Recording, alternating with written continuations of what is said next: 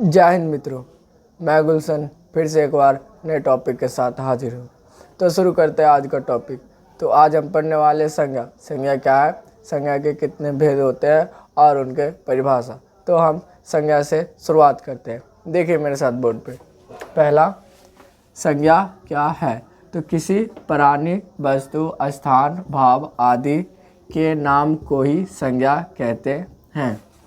जैसे किसी भी प्राणी, वस्तु, स्थान, भाव आदि के नाम को ही संज्ञा कहते हैं। एग्जाम्पल के लिए बचपन, दिल्ली, गोपाल, अमन, etc जितने भी नाम होते हैं वह सब संज्ञा में आते हैं। संज्ञा के मुख्य 5 प्रकार होते हैं, जो कुछ इस प्रकार है। देखिए बोर्ड पे। पहला, व्यक्तिवाचक संज्ञा। दूसरा, जातिवाचक संज्ञा। तीसरा, भाववाचक संज्ञा। चौथा, समूहवाचक संज्ञा। और 5वां, द्रव्यवाचक संज्ञा।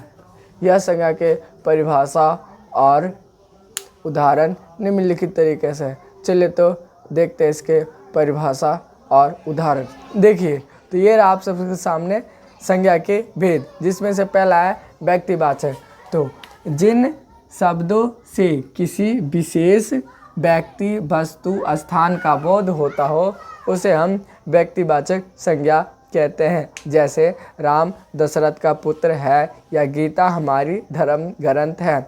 हम गीता के बारे में बोल रहे हैं कि गीता हमारी धर्म ग्रंथ है और राम दशरथ का पुत्र है, तो यह व्यक्तिवाचक में आएगा।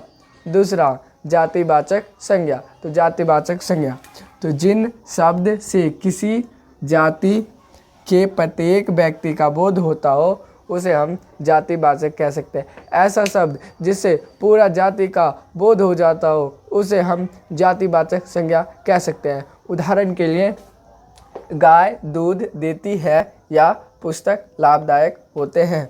मैंने एक गाय के बारे में नहीं बोला, गाय अनेक होती है, इसलिए मैंने पूरा जाति का बोध किया है कि गाय दूध देती है। तो चलिए इसका तीसरा देखते हैं भेद। तो देखिए, ये रहा आप सबके सामने तीसरा परिभाषा, जो कुछ इस प्रकार है। पहला, तीसरा है भाववाचक।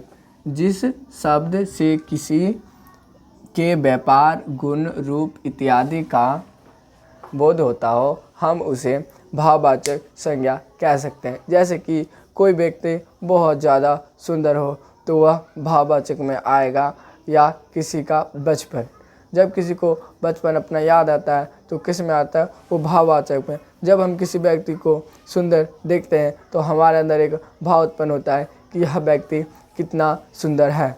और चौथा कुछ इस प्रकार है। चौथा क्या है? तो चौथा है हमारा समूहवाचक। तो जिस संज्ञा से किसी समूह का बोध होता हो उसे समूहवाचक संज्ञा कहते हैं। वैसा शब्द जिससे किसी समूह का बोध हो जाता हो उसे हम समूहवाचक संज्ञा कह सकते हैं। जैसे के लिए परिवार, सैनिक या सुखी परिवार, या एवं इसी प्रकार की बहुत सारे उदाहरण हो सकती है, जिसमें से बहुत हमारा छोटा सा परिवार या सुखी परिवार। तो अब हम देखते हैं इसका लास्ट भेद। तो देखिए, ये रहा आप सबके सामने संज्ञा के लास्ट भेद, जो है द्रव्यवाचक संज्ञा। तो चलिए हम इसे देखते हैं। जिस संज्ञा से किसी पदार्थ या वस्तु का बोध होता है उसे हम द्रव्यवाचक संज्ञा कहते हैं। वैसे वस्तु जिसे हम किलो या लीटर के भाव में लेके आते हैं हम उसे द्रव्यवाचक संज्ञा कह सकते हैं। एग्जाम्पल के लिए 1 लीटर पानी या चांदी का सिक्का, गेहूँ, आटा, तेल एवं इत्यादि। इसी प्रकार से हम मार्केट से बहुत सारा सामान ऐसे लाते हैं जो हमें लीटर या तो किलो के भाव में मिलता है। और इसी के साथ यह वीडियो हमारा यहीं पे समाप्त होता है। अगर यह वीडियो आपको अच्छा लगा हो तो हमें ज़रूर बताइएगा। जय हिंद, जय भारत। मिलते हैं फिर एक अगले टॉपिक के साथ।